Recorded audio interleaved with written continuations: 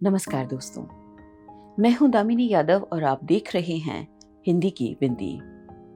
आज जब मिले हैं तो बातें भी होंगी, पर पहले जरा इस बात पर एक नजर डालिए कि हिंदू या मुस्लिम के एहसासात को मत छेड़िए, अपनी कुर्सी के लिए जज्बात को मत छेड़िए।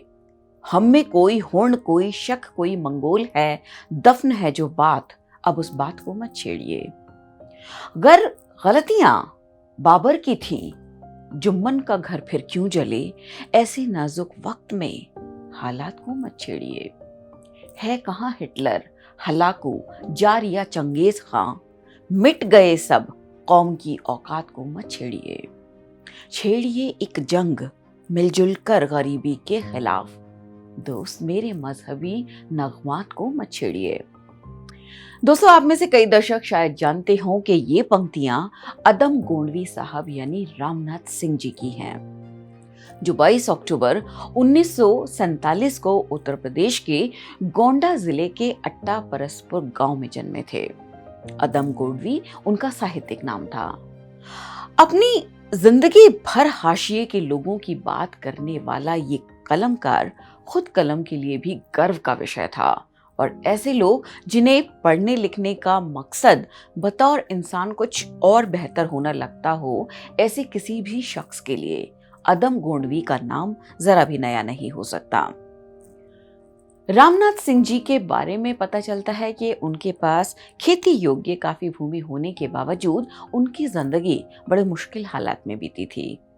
पर जब उनके हाथों ने कलम थामी तो जिंदगी उनके सामने हाथ बांध कर खड़ी थी।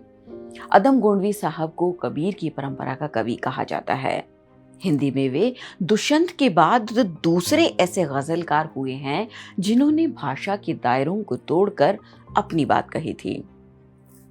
दोस्तों, आज जब हम कवि सम्मेलनों और मुशायरों में रचनाकारों की सज-धज देखते हैं तो अदम गोंडवी साहब की याद कुछ और अर्थों में ताजा हो उठती है।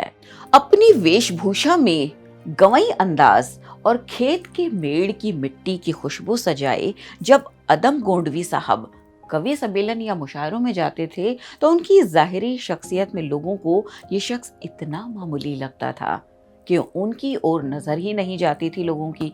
लेकिन जब वे मंच से अपनी रचनाएं पढ़ने लगते थे तो किसी की नजर उनसे हटने की गुस्ताखी नहीं कर पाती थी। उनकी रचनाओं में क्या सत्ता, क्या व्यवस्था, क्या जात, क्या पात, सब कुछ अपने बेलिबास रूप में समटकर सामने आ जाता था। वे बीते कल के ऐसे रचनाकार हैं जिनकी बातें आज तक के नारों की शक्ल में नजर आती हैं। जरा एक मानगी देखिए। तुम्हारी फाइलों में गांव का मौसम गुलाबी है, मगर ये आंकड़े झूठे हैं, ये दावा किताबी है। हालांकि साल 1998 में मध्य प्रदेश सरकार ने उन्हें दुष्यंत कुमार पुरस्कार से सम्मानित किया था, और अवधि में हिंदी में दिए अपने योगदान के चलते उन्हें शहीद शोभा संस्थान द्वारा माटी रत्न सम्मान से भी विभूषित किया गया था। लेकिन उन्हें मिले पुरस्कारों की संख्या उनके अंत तक बने रहे आर्थिक अभाव सरीकी ही थी। बेशक उन्होंने पुरस्कारों या लाभार्थी बने रहने के लिए कभी नहीं लिखा, लेकिन अजीब विडंबना है कि इस समाज में रहकर समाज के हित की बात करने वाला खुद इस तरह से उपेक्षित होकर हाशिए पर पटक दिया जाता है कि उसके अंतिम दिनों में उसका इलाज तक दोस्तों की मदद के बिना कर पाना संभव नहीं था। बाकी दिनों के तंदुरुस्ती का तो अंदाजा ही लगाना कोई मुश्किल काम नहीं है। 18 दिसंबर 2011 को उन्होंने पेट की बीमारी से जूझते हुए आखिरी सांस ली थी। आज हम कितने गर्व से ये बात कह रहे हैं कि अदम गोंडवी ऐसे रचनाकार थे जिन्होंने कलम थामी तो कलम का हक भी अदा किया। पर क्या ये समाज इतनी ही फराग दिली से ये बात कह सकता है कि बीते कल में तो क्या आज भी वो उन लोगों के साथ डटकर खड़ा हो पाता है जो अपनी नहीं उनकी बात करते हैं? इसका जवाब हम सभी को, किसी और को नहीं, अपने आप को देना है। बहरहाल, अदम गोंडवी को हिंदी में दुष्यंत कुमार के बाद का सबसे सशक्त कवि गजलकार माना जाता है। उनके 3 कविता गजल संग्रह हैं, धरती की सतह पर, समय से मुठभेड़ और गर्म रोटी की महक। हर संग्रह का हर शब्द बतौर पाठक और बतौर इंसान हमें कुछ और बेहतर बनाने का काम करता है। हो सके तो खोज कर आप भी पढ़िए उनकी कुछ रचनाएं।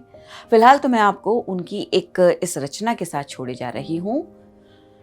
भूख के एहसास को शेरों सुखन तक ले चलो, या अदब को मुफलिसों की अंजुमन तक ले चलो।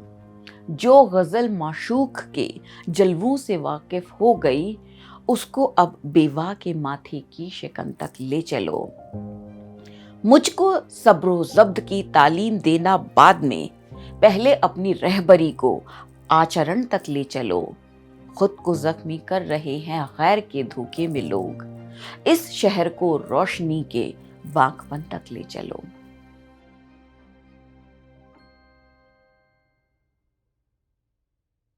द वायर के और वीडियोस देखने के लिए सब्सक्राइब करें और बेल आइकन पर क्लिक करें। स्वतंत्र पत्रकारिता की आर्थिक मदद करने के लिए डिस्क्रिप्शन में दिए गए लिंक पर जाएं और अपनी राशि चुनें।